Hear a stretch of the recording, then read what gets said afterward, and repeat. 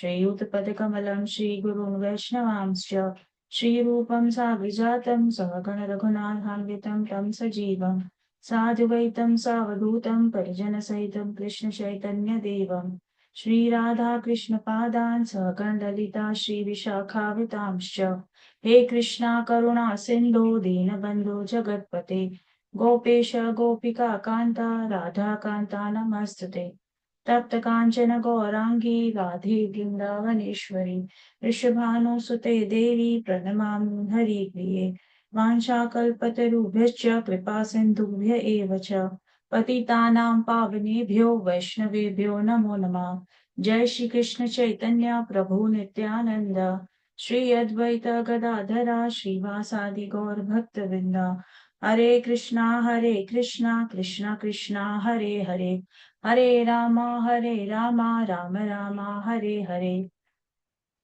So Hare Krishna.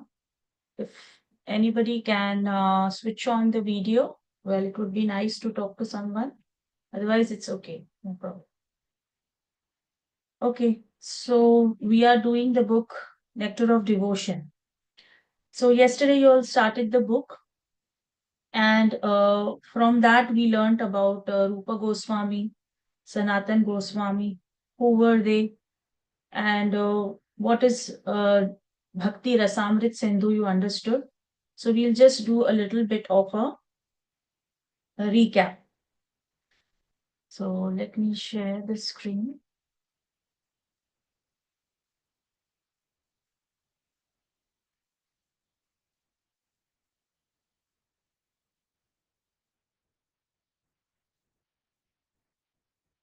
Okay, so okay, one sec. This is the Rupa and Sanatan Goswami. Can you see my screen, Madaji?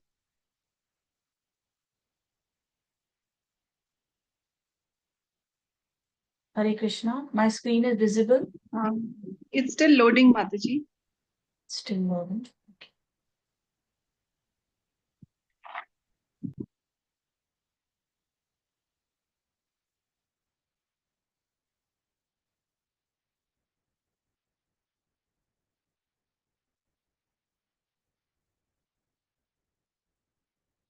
Maybe it's a PPT, that's why it's taking time. You want to try again, Mataji? Yeah. Now? Yeah, it's visible now. Okay. Okay. Thank you, Mataji. Okay. So who was Rupa Goswami? So basically Rupa Goswami and Sanatan Goswami, they were like the most important sharks, you can say, or the most important Goswamis. To him, Krishna had, like Chaitanya Mahaprabhu had given some instructions, like 4 instructions. You have to, like, they had to find out the places in Vrindavan, and they had to build temples, they had to write books, and also whatever they are writing in the books, they have to follow, exemplify it, so that in the future, whenever any devotees are following us, they have to be so perfect and so this that they have to basically develop the sampradaya. So this now Sanatan Goswami, he was the elders. Now this book that we are actually studying, Nectar of Devotion, is written by Rupa Goswami, and we are in Gaudiya Vaishnava Sampradaya, followers of Rupa Goswami. That's why we are known as Rupa Nuga. And Sanatan Goswami, he was the elder brother of Rupa Goswami. So you all heard that they were Sakkar Malik and Dapir Malik, and they were working with the Hussein Shah, and they left their jobs, and then they met Chaitanya Mahaprabhu, and they dedicated their whole life in the mission of serving the mission of Chaitanya Mahaprabhu.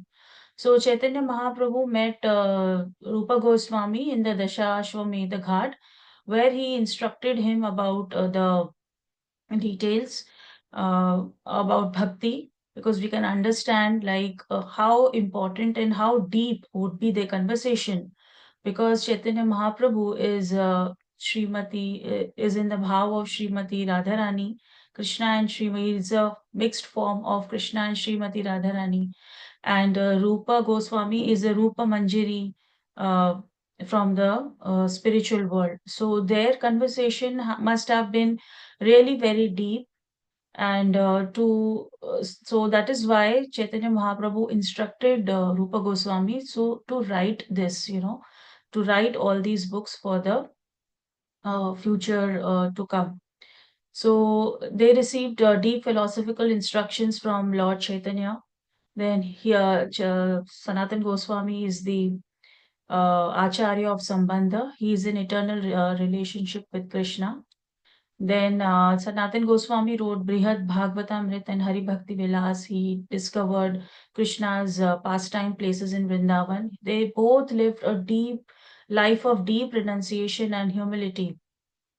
Then he established the Madan Mohan temple, and he guided and inspired generations of Vaishnavas. Like we can see till now also, like after that, so many Vaishnavas are, because they had, their life was so, they were so pure devotees that Srimati Radharani and Krishna themselves came, whatever they desired, they themselves came to fulfill their wish, which they didn't like. They were very, they were so, like when they realized that the Krishna and Radharani themselves came, so they used to feel very guilty. They were so much pure on that path.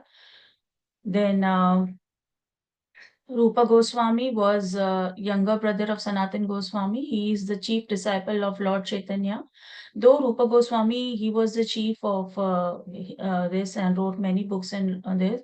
But Lord Chaitanya, like all the six Goswamis, were equally important, and they were given some or the other tasks to complete by Lord Chaitanya Mahaprabhu.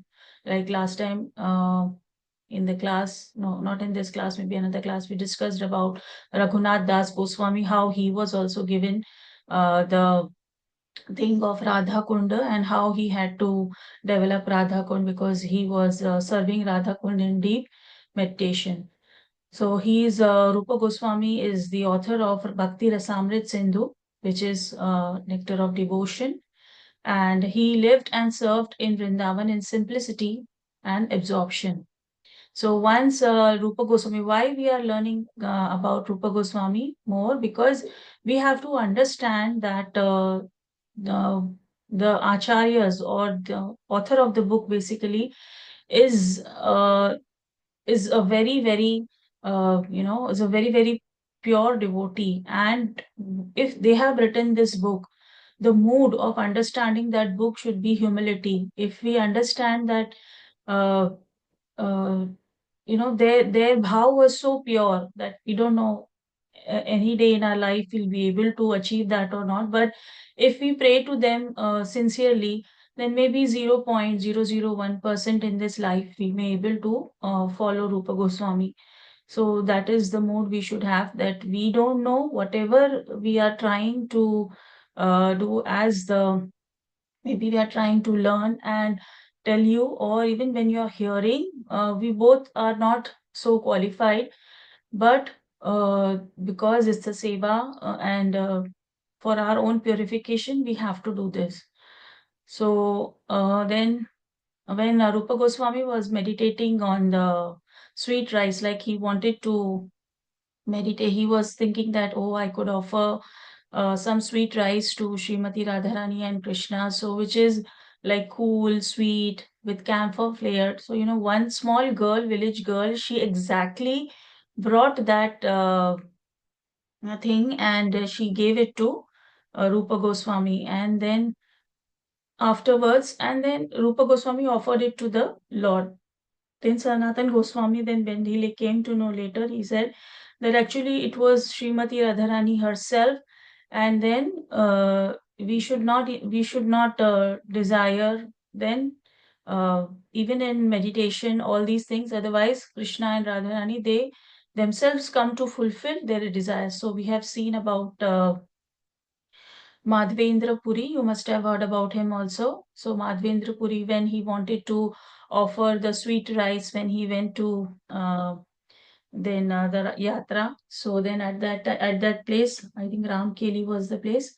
So he went there, and then when he wanted to offer the sweet rice, then Kheer Chor Gopinath. So the Lord's name is Kheer Chor. So the Lord, he uh, stole the kheer, and then he came to give it to Madhvendra Puri. And then Madhvendra Puri was like, he was like in ecstasy after eating that, and then he realized that the Lord has done this. So it's like when the pure devotees, they desire something, then the Lord understands, and then they themselves come to fulfill their desires. So even pure thoughts in bhakti invoke divine reciprocation, because Krishna says in Bhagavad Gita, Ye yatha mam prapadyante tam sataiva bhajamyam. So as we surrender to the Lord reciprocates to us. So that is what we have learned in Bhagavad Gita. And whatever we should have faith that whatever Krishna has told in Bhagavad Gita, then that is all true. So basically, we learned from the Goswami's lives that true devotion is marked by humility and simplicity. Krishna responds to sincere love, not grandeur. Like we see that when Krishna went to uh, the Vidurani's house, she served Krishna with the banana peels. So Krishna had that, and he did not went to Duryodhan to have the chappan bhog, what he had, the great uh, food that he had, offered to Krishna. But Krishna sincerely, because reciprocates with love and not grandeur. See, so he had the banana peels. So personal relationship with the deity is real and intimate, and renunciation enhances focus on Krishna. Devotional service is the highest wealth. So this is what we are going to learn in this book, Bhakti Rasamrit Sindhu. Also now, I'll share the book itself. First, we'll start reading.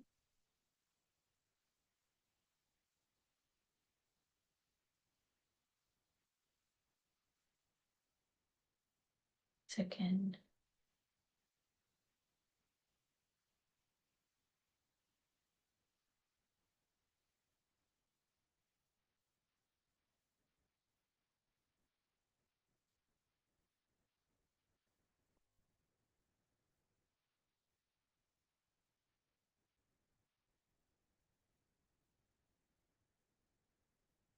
Okay, anybody would like to take up the lead to read?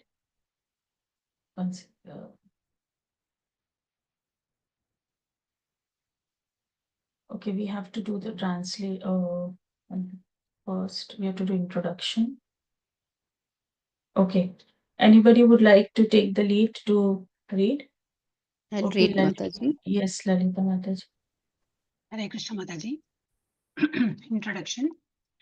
Invoking auspiciousness. Lord Sri Krishna is the Supreme Personality of Godhead, the cause of all causes, the reservoir of all rasas or relationships, which are called neutrality, that is passive adoration, servitorship, friendship, parenthood, conjugal love, comedy, compassion, fear, chivalry, ghastliness, wonder, and devastation.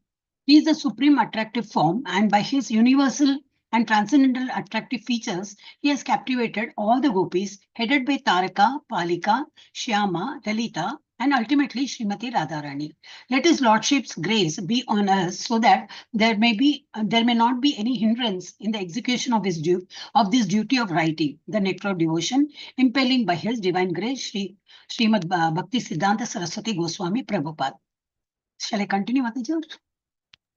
No, Mataji. We'll just stop here, or we'll understand what is invoking auspiciousness.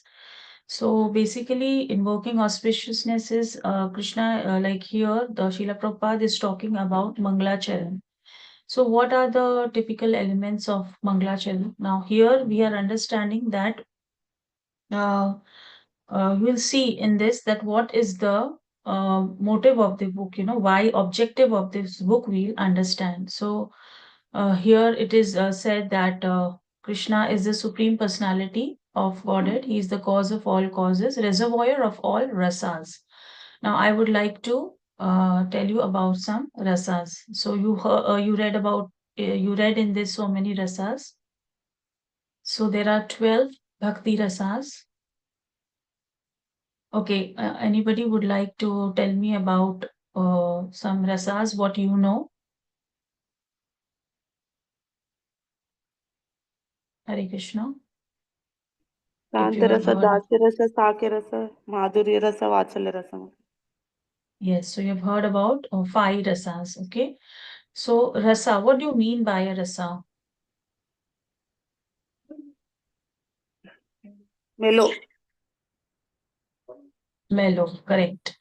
So it is rasa means basically a taste. You know, yesterday Mataji would have explained to you that whatever work we are doing in material life also, we are experiencing some rasa, right? Rasa means when we do any kind of activity, like when we serve as a mother, we experience some taste. When we are enjoying, we are experiencing some taste.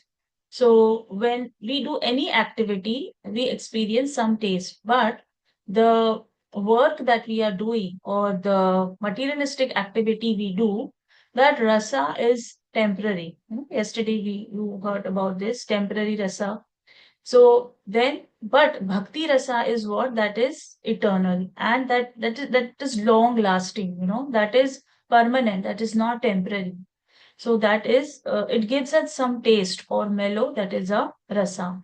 So it's a flavor of a loving relationship with Krishna.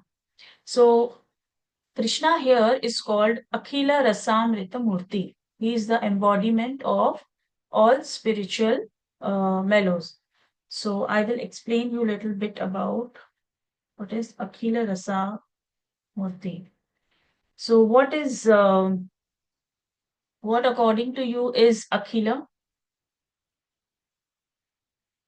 Have you heard this word Akhila before? Anybody?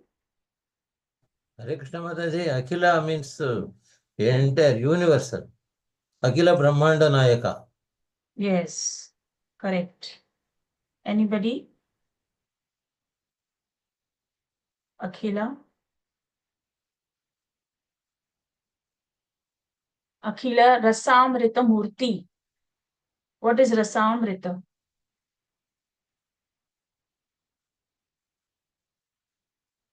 Rasamrita, yesterday we heard Amrita, Rasa and Amrita. We broke Nectarian. that. Nectar. Yeah. Nectarian. So Rasa is Nectar. the Amrita mellow is nectar.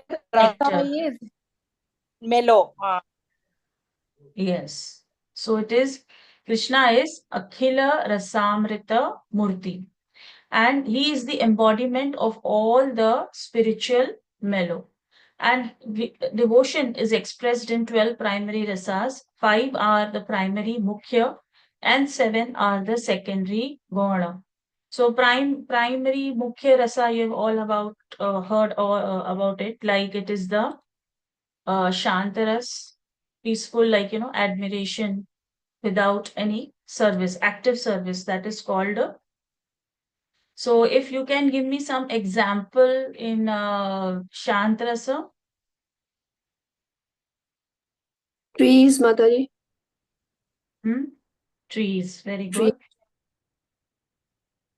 Then also Stones. sages, sages, they are in deep meditation. They don't do much kind of this. So they are also, we can say, in neutrality, Shantrasa. Okay, then Dasya. So float will come in that category, Mataji. Yeah, Krishna's float, yes. garment. Shantras, yes. Then Dasya, Dasya is Arjuna. Sorry, Hanuman. Hanuman. Hanumanji, yes. Lakshmi. Goddess Lakshmi. Yeah, she is also serving. Okay, Sakhya, Gopas. Arjuna. Arjuna. Arjuna. And also Gopas also Sakya, no, Mataji. His Sudama. friends. Sudama.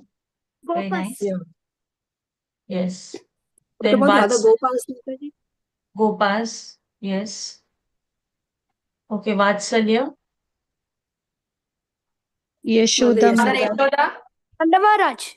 Nanda Maharaj. Yes, very nice. Then Madhurya. Gopis. Gopis. Radharani gopis. Okay, yes, very nice. So we see that Madhurya Ras, that is the fifth one, that is conjugal love, has all the rasas below it. Why Madhurya Ras is the highest rasa? Because Srimati Radharani is the embodiment of Madhurya Rasa. Now, when a person is in conjugal love, like, the person cares like a parent also, the person is also a friend, the person is also like, see how Lakshmi ji is serving Vishnu. So all the this is comes in Madhurya Rasa. So in Madhurya Rasa, all the rasas are combined. That is why Madhurya Rasa is the highest rasa. Now we'll learn about the 7 secondary rasas. So what are the secondary rasas? Like hasya. Now, hasya is laughter. So joking and amusement with Krishna. You see Krishna had friends. So he used to spend nice, they used to be happy, laugh, and also that is the Hasya Rasa, because Krishna enjoys all the rasas. So, some of the other rasa we are exchanged. So these are the primary rasas, but along with those primary rasas, these rasas also are combined with them. Then next is Adbhuta. Adbhuta means wonder. Wonder is like seeing Krishna's miracle, amazement, or Krishna's beauty or action. So that is kind of a wonder, that is also a rasa. Then Veera. Veera is chivalry. We see that Veera Krishna is lifting the Govardhan. Also, that is also heroism. So basically, in Krishna's service. Then Karuna, feeling sadness in Krishna's absence, or deep weeping in separation. When there is deep weeping in separation in Vairagya, then that is called Karuna, compassion. Then Raudra, righteous anger on Krishna's behalf, like Bhishma Pitama, when he was there in the war, we could see that the rasa of Krishna, like, he was in anger because he was going to, Bhishma Pitama was going to kill Arjuna, and Krishna didn't want to do that. So he broke his own promise. And what is there? There is one shloka, and it is said that he ran towards Bhishma Pitama like a lion. How a lion is going after an elephant, like that, Krishna, got so angry, and he was going to kill him, like that.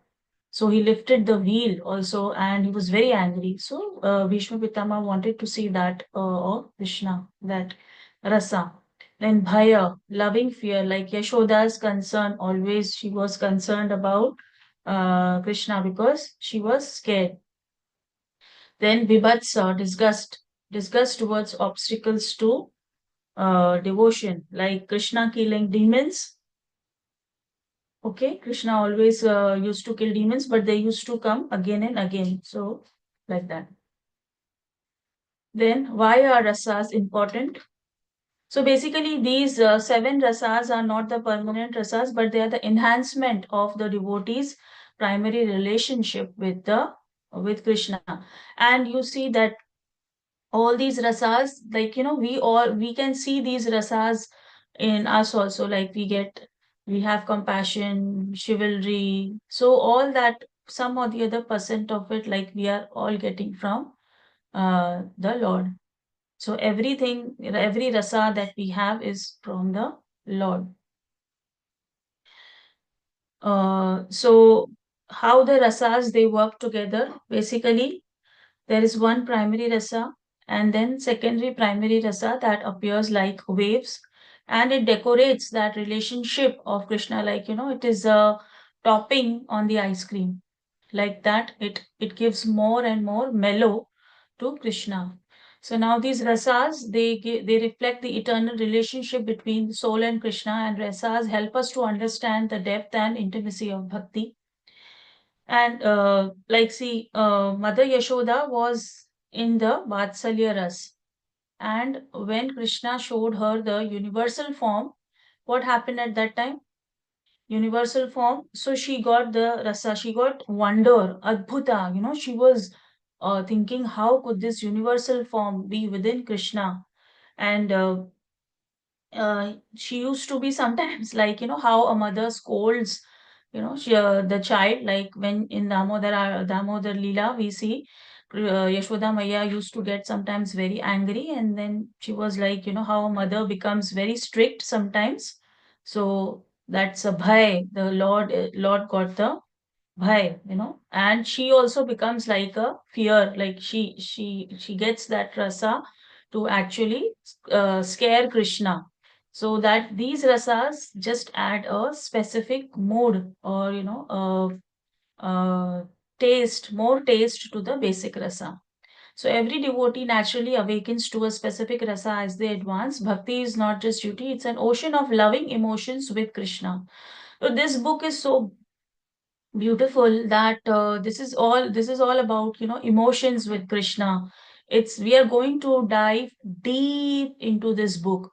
It's not only about just this is that, not mere philosophy or this, but Rupa Goswami has tried to explain bhakti in a very loving relationship. How can we get that loving relationship towards Krishna?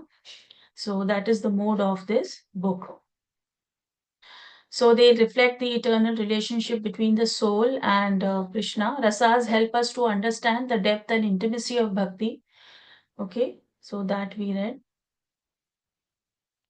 So now we'll go to the second paragraph of introduction. So in this first paragraph, we discussed about this all the rasas. Okay, and then he has captivated the gopis. Now, these gopis are Taraka, Palika, Shama, Lalita. So basically, Taraka and Palika, these are gopis and they are serving Krishna. Okay, and some Lalita gopi is from, I think, Radharani's side, and Taraka and Palika are from Krishna's side, Shama also from Radharani's side, maybe. So, and then ultimately Srimati Radharani. So, now all these gopis are serving Krishna, but Krishna is serving Srimati Radharani. So that is the beauty of Srimati Radharani, that from others, others want to serve Krishna, but Srimati Radharani is the one who is served by Krishna. So that is the beauty of Srimati Radharani.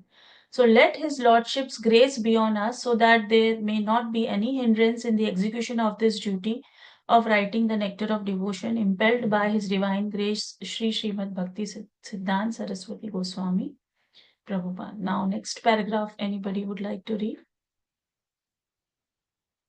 Hare Krishna Mataji, shall I? Yes, Mataji. Mataji, can you share the screen? Sorry, Mataji.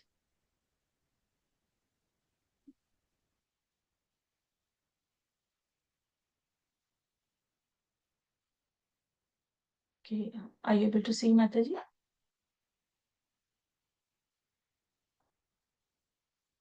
From here, let me offer my respectful obeisances. Hare Krishna Mataji. Hare Krishna Mataji, okay, Mataji. It is Let me Come. offer my respectful obeisances unto the lotus feet of Srila Rupa Goswami Prabhupada and of Srila Bhakti Siddhanta Saraswati Goswami Prabhupada, by whose inspiration I have been engaged in the matter of compiling this summary study of Bhakti Rasamrita Sindhu. This is the sublime science of devotional service as propounded by Sri Chaitanya Mahaprabhu, who appeared 500 years ago in West Bengal, India, to propagate the movement of Krishna consciousness. Srila Rupa Goswami begins his great book by offering his respectful obeisances unto Sri Sanatana Goswami, who is his elder brother and spiritual master, and he prays that Bhakti Rasamrita Sindhu may be very pleasing to him. He further prays that by residing in that ocean of nectar, Sri Sanatana Goswami may always feel transcendental pleasure in the service of Radha and Krishna. Let us offer our respectful obeisances to all great devotees and acharyas, holy teachers, who are compared to sharks in the great ocean of nectar and who do not care for various rivers of liberation. Impersonalists are very fond of merging into the supreme, like rivers that come down and merge into the ocean. The ocean can be compared to liberation, and the rivers to all different paths of liberation. The impersonalists are dwelling in the river. Impersonalists are dwelling in the river water, which eventually comes to mix with the ocean. They have no information, however, that within the ocean as within the river. There are innumerable aquatic living entities. The sharks who dwell in the ocean do not care for the rivers that are gliding down into it. The devotees eternally live in the ocean of devotional service and do not care for the rivers. In other words, those who are pure devotees always remain in the ocean of transcendental loving service to the Lord and have no business with the other processes, which are compared to the rivers that only gradually come to the ocean. Srila Rupa Goswami, yes, ma'am. Shall I continue, Mataji? Yeah, you can continue, Mataji. Srila Rupa Goswami prays to his spiritual master Sri Sanatana Goswami for the protection of Bhakti Rasamrita Sindhu, the ocean of pure nectar of devotional service, from the argumentative logicians who unnecessarily meddle in the science of service to the Lord. He compares their argument and logic to volcanic eruptions in the midst of the ocean. In the midst of ocean, volcanic eruptions can do very little harm, and similarly, those who are against devotional service to the Lord and who put forward many philosophical theses about the ultimate transcendental realization cannot disturb this great ocean of devotional service. The author of Bhakti Rasamrita Sindhu, Srila Rupa Goswami, very humbly submits that he is just trying to spread Krishna consciousness all over the world, although he humbly thinks himself unfit for this work. That should be the attitude of all preachers of Krishna consciousness movement.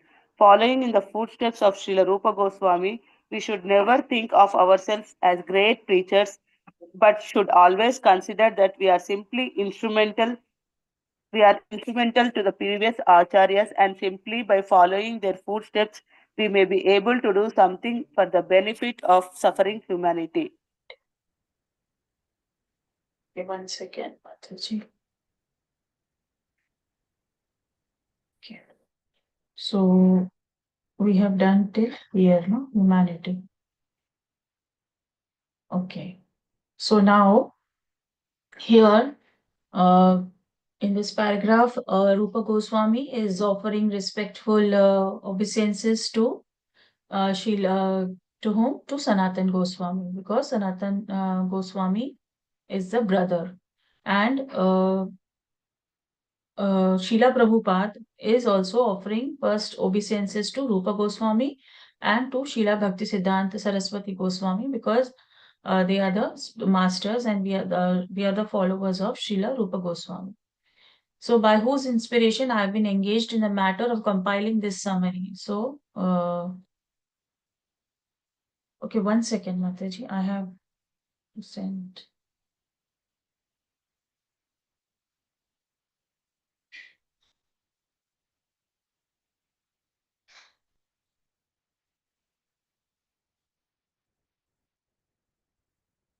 Sorry.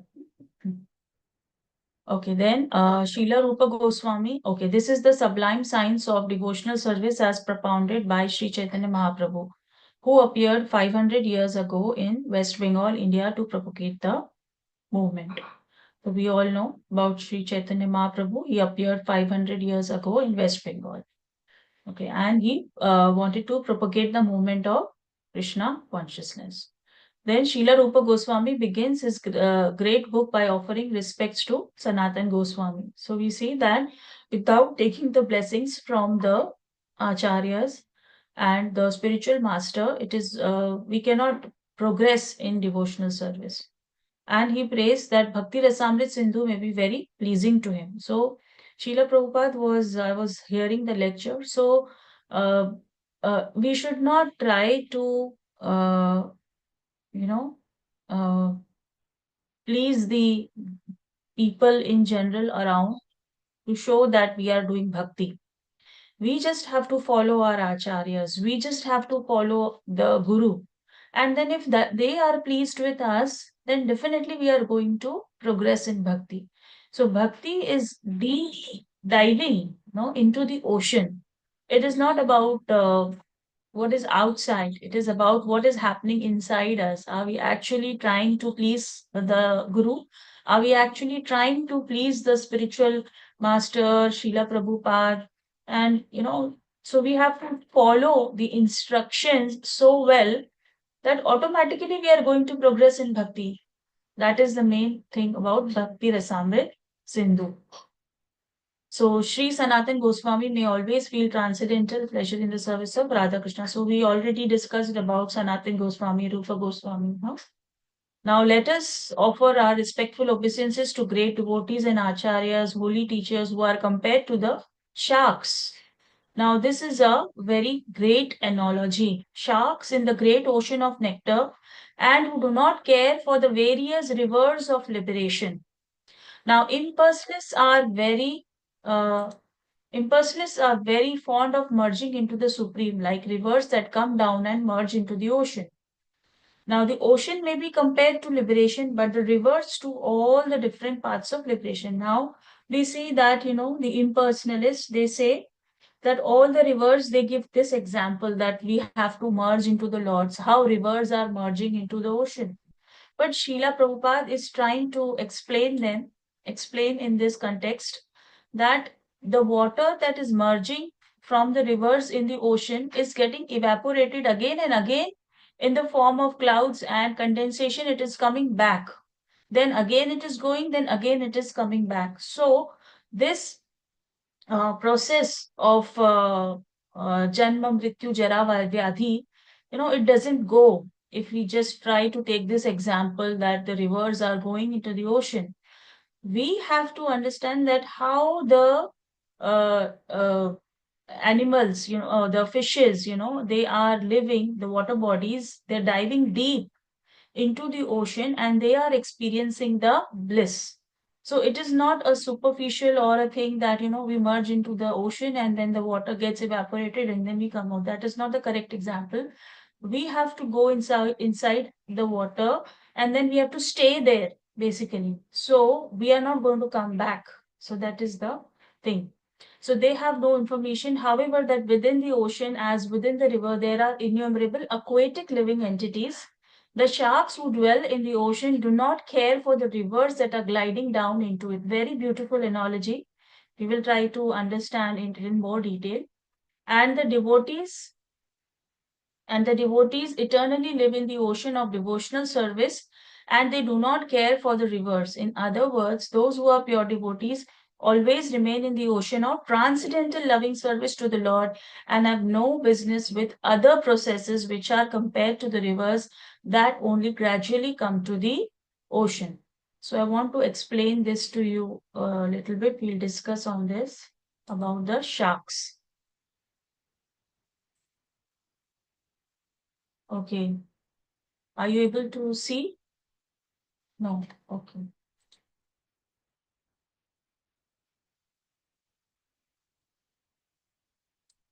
Okay, now we'll discuss about qualities of sharks and devotees.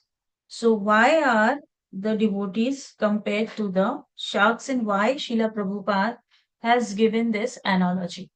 Now we see that sharks they go deep down into the ocean.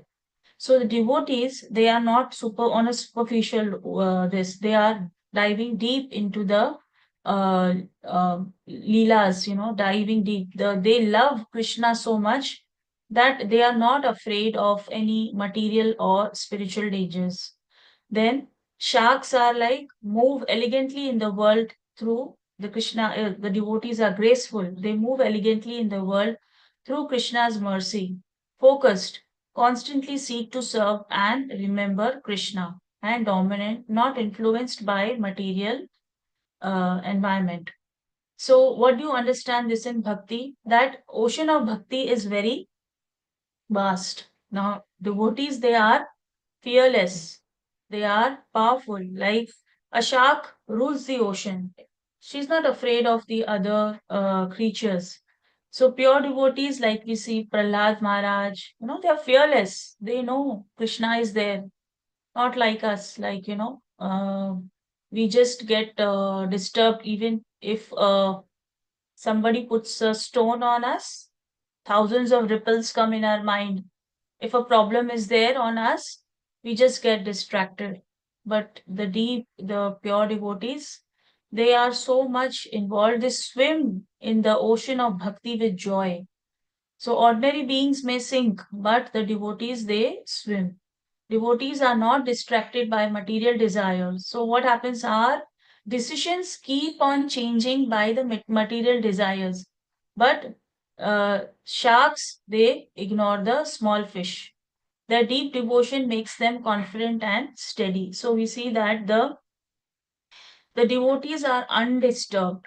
The pure devotees of the Lord, they are undisturbed by any material thing. Now we see that in our case, like in my case especially, if we get something, then our actions also change. If it keeps on changing, the rajogun and the tamogun is so prominent that if we are given some kind of a thing, sometimes we see an ad in the TV or something, and then social media or something, we are taken away by that also. It is so, matlab, it is so powerful. Maya is so powerful. But then bhakti, the pure devotees, they are not distracted. So that is why they are compared to the sharks. So devotees are not attracted to the insignificant material pleasures. They dive deep into Krishna's pastimes and transcendental service. Their heart is fixed in the ocean of divine love. So devotees makes the ocean of devotion vibrant and safe. They inspire others with their depth and spiritual strength. So what they have is, they have the spiritual strength, like we see Sanatan Goswami, Srila Prabhupada. Srila Prabhupada had he faced 2 heart attacks. Yeah. Still, he did not leave his thing that he has to go and he has to serve his spiritual master. He was like he just said to his spiritual master that I am just a puppet in your hands. Just take me, or whatever you want to do with me, do with me. Like he just dedicated his whole life to uh, the mission of his uh, spiritual master. So, like sharks, pure devotees, they do not fear the ocean. Now, so beautiful that Srila Prabhupada actually was in the ocean. He was going in a Jaladuta to spread the mission of Krishna consciousness. And what he had hardly 40 rupees. So it was it is a very difficult situation for an old man to actually go there and, survive. He didn't even know where he was actually going to stay and how he was going to fulfill this mission. But then we see, because he had full faith in the process, and he just he was like a shark. See, so that is why this he was so much, his knowledge was so profound, his bhakti was so deep, that whoever came in contact with him just is swimming now. Or we can see that our spiritual masters now, they were, some of them, like they didn't know anything in bhakti, but because they came in contact with Srila Prabhupada, their lives change, and now they are inspiring thousands and thousands of people, devotees all over the world. And more people want to join this mission, because they can also feel the presence and the power of bhakti that a pure devotee can give us. So if we simply surrender to a pure devotee, the life completely changes. So that is the importance. Then, So why we say that a devotee who dives deeply into Krishna consciousness becomes fearless, steady, and strong, not because his own strength, but because of the absorption in Krishna consciousness. Because the faith and the absorption in Krishna is so much, their mind doesn't even deviate from Krishna for a moment. And we have a flickering mind, so our mind will flicker, like, if we see something interesting, so our senses will go and run. We have seen in Bhagavad Gita also that oh, I was just studying about this shloka, that lust, our desires, the sitting place for that is mind, intelligence, and senses. So our senses, when they see something, they get deviated. Then the mind starts thinking about that. And the intelligence also gets into what the mind is wanting to do. The intelligence also is ruled by that, because we don't have absorption in Krishna. So that is why we are deviated. But the devotees are compared to the sharks. So we have the sharks. Which are the sharks? Rupa Goswami. The six Goswamis, basically, they are the sharks in the uh, mission of Chaitanya Mahaprabhu. And through their example, their life has been completely austere, because that is the only way, completely so much austerity in their life, that when we hear and see about their lives, read about them, like we wonder how Raghunath Das Goswami, Rupa Goswami, they were surviving on the buttermilk. Once in 2 days, they used to have little bit, and they just they were like completely detached from the material world. So, any questions or anything? Or do you want to read a little bit more? Can we do that? We have still time, 5 minutes. Okay, or we can do some questions and answers, or you want to share something, or whatever you want to remember from this class. Again, you want to revise. Hare Krishna, anything you want to share, your experiences? Hare Krishna Mataji, six Goswamis are like sharks inside. Is it what I heard is right? Six Yes, Goswamis. Mataji. Yeah, see, now in this, I'm speaking from the introduction, Mataji. Here, Okay. let us offer our respectful obeisances to, you can see my screen. Yes, Mataji. Yes. Now, if you see here, who are compared to the sharks in the great ocean of nectar, and who do not care for the various rivers of liberation. Now, okay, I'm sure you all must be knowing all the types of liberations. Sayujya Mukti. Yes, Sayujya Mukti. Samipaya. Also, Samipaya. please explain what does it mean? Sayuja Yukti means to look exactly like Vishnu. And No, no, Samipaya no. is Sahijya Mukti is not that, Mataji. then Sa Samipaya is to recite close to him, next to him. Yeah, Samipaya. that is Samipya is correct. Samipya means, so there are 5 types of liberation, and the last liberation, that's Sahijya Mukti, that is not even considered by devotees. They do not want that, because that is called merging oneself into the impersonal Brahman. So Sahijya Mukti we are not looking at. So the other 4 types of Mukti, anybody? Samipya 1 Mukti, yes, you said correct. That is staying close to the Lord. Okay, that is in Vaikuntha. Then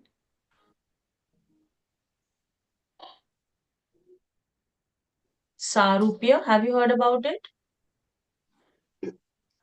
Yes, Mataji. To look like Sar the Lord. yes, Vaikuntha. same Rupa as the Lord. Yeah. Sarupya. Okay. Then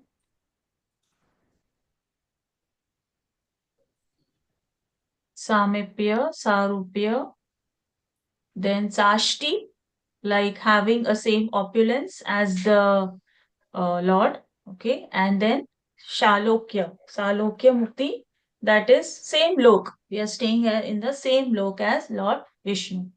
So these are the 4 types of mukti. So the devotees, they do not care about any kind of liberation. Only the impersonalists, they think, we want to merge in the Brahman effulgence. Yeah, because they have not understood about the like Sat, Chit, and Anand. Huh? So we are now the devotees, they are experiencing Anand. They've gone to that level where they are diving deep and they are experiencing the rasa with Krishna. Yeah, but the Sahijya Muktis, they cannot, they are impersonalists. They just want to uh, merge into the Brahman. That is also the effulgence from the Lord, but that is only the Sat part of it. That's eternal. That's it. Okay. Then impersonalists are dwelling in the river water, which eventually comes to mix with the water. So this all we did. Then Srila Rupa Goswami prays to his spiritual master for the protection of Bhakti Rasamrita Sindhu, the ocean of pure nectar of devotional service, from the argumentative logicians who unnecessarily meddle in the science of service to the Krishna. He compares their arguments and logic to volcanic eruptions in the midst of the ocean. In the midst of the ocean, volcanic eruptions do very little harm. And similarly, those who are against devotional service to the Lord and who put forward many philosophical theses about the ultimate transcendental realization cannot disturb this great ocean of devotional service. So I think we did till here, Mataji. Yeah, here, okay. Humanity, no? Suffering humanity. Okay, so I think we'll conclude here today. So any questions or anything you would like to share, you can read, Mataji, once again, the introduction. These whatever, how many paragraphs we have done today. So actually this Bhakti Rasamrita Siddhu, we can go a little Mataji, further. sorry for interrupting. Mataji, thank you, Mataji. Definitely we will go through it. Mataji, sloga yesterday Mataji told that is not there today. Sloga. What, Mataji? One sloga Mataji told yesterday, no? That is not read today. Yesterday she's told one sloga. Savai Pumsam Paro Dharmo, Yatho Bhakti Radoksh. That one, Savai Pumsam Paro Dharmo. No, glorifying all the Sanatana and all the 6 Goswamis. First sloga. Mataji, this is just introduction. Now, next class, it is going to continue, Mataji. Oh, okay. Thank you. Okay, Mataji. We are still in the introduction. Yeah. Okay, so thank you all, Matajis, for today's class, for giving me an opportunity to be in the service of Srila Rupa Goswami and Sri Chaitanya Mahaprabhu. So let us all pray for the devotional service so that whatever bhakti we are doing it with complete sincerity. We are chanting with complete sincerity in the service of the Lord. Hare Krishna, Krishna Krishna, Hare Hare, Hare Rama, Rama Rama, Hare Hare. So Hare Krishna, everyone. Thank you so much. Hare Krishna, Dandavat Pranamam. Thank you, Mataji. Hare Krishna, Tomorrow, thank you, Mataji. thank you, Mataji. I think on next Wednesday now, the class will be there. Yes, Mataji. Hare Krishna.